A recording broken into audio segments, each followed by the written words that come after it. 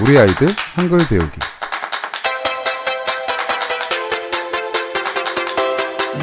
안녕하세요. 한글은 어떻게 배울까요? 한글을 지도하는 방법은 크게 두 가지가 있습니다. 하나는 의미 중심 지도이고 두 번째는 발음 중심 지도입니다. 한글 공부는 내가 많이 쓰고 관심 있는 말부터 배워야 해. 무슨 소리야? 세종대왕의 한글 창제 원리 따라 배워야지. 어떤 말이 맞을까요? 의미 중심, 소리 중심. 정말 소리 중심이 이겼을까요? 일명 통글자 방식으로 많이 알려진 그림과 글자를 동시에 보면서 도장을 찍듯이 머리에 기억하는 지도 방식입니다. 이 방법은 반복적으로 모자의 그림과 글자를 동시에 보여주고 아이의 뇌에서 글자를 그림처럼 인식하게 되면서 일찍 한글을 가르칠 수 있는 장점이 있습니다. 하나의 그림처럼 묶여있는 모와 자를 분리하는 과정에서 아이들마다 큰 차이가 발생합니다. 어떤 아이는 모와 자를 분리를 못해서 같은 음이 포함된 모기의 모자를 읽지 못합니다. 모자, 모기 같은 소리로 인식하지 못해서 글자를 분리하지 못하고 분리를 하더라도 수많은 글자를 이런 식으로 기억할 수는 없습니다. 첫 번째로 음절식 교육이 있습니다. 자음과 모음을 합쳐서 표로 만들고 한글을 배웁니다. 가정마다 음절표가 한 장씩은 붙어있을 것 같네요. 한글 음절표는 자음 14개와 모음 10개로 140자를 만들어서 글자를 찾아가는 방식으로 한글을 배웁니다. 실제 사용하는 소리가 대략 1000자 정도 되기 때문에 음절표만으로 한글을 배우기는 어렵습니다.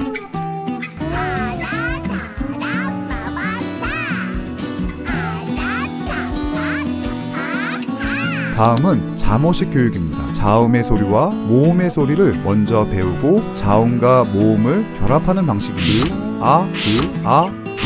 자모식은 자음의 소리와 모음의 소리를 합치면서 소리를 냅니다. 자음의 소리 14개와 모음의 소리 6개를 알면 받침을 제외하고 대부분의 음을 만들 수 있습니다. 소리 중심은 형태와 의미가 없는 음을 배우기 때문에 학습 동기가 낮아지고 흥미가 저하될 수 있습니다. 만 3세 이하 연령은 낱말 카드로 한글에 대한 흥미를 높이고 이후 자모식을 통해 한글이 만들어지는 원리를 알고 음절식으로 확장하는 것이 바른 한글 공부입니다. 홍목나무 어린이집의 자모식 단계.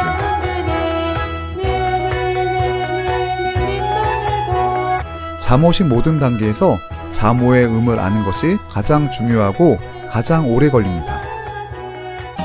우를 돌려서 글자어를 만들자. 6개의 모음이 생김새가 비슷해서 음보다는 모양을 기억할 수 있는 단서를 제공하여 습득합니다.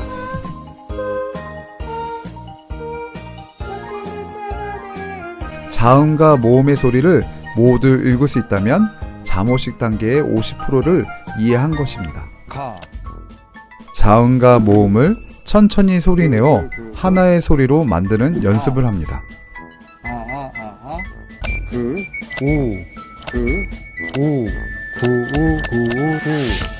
이중 모음은 어떻게 읽을까?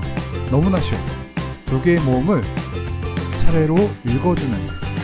이야, 이어, 이오, 이오. 이중 모음을 순서대로 읽으면서 어떤 소리가 나는지 연습합니다. 오이, 오이, 이에, 이에. 다시 한번 볼까? 슝, 내 죽음을 적에게 알리지 마라. 이순신의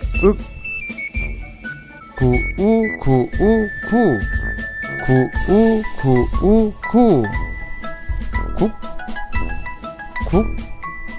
구욱 구욱 르오르오로 7개의 받침을 소리내어 읽어보고 어떤 소리가 나는지 천천히 연습합니다.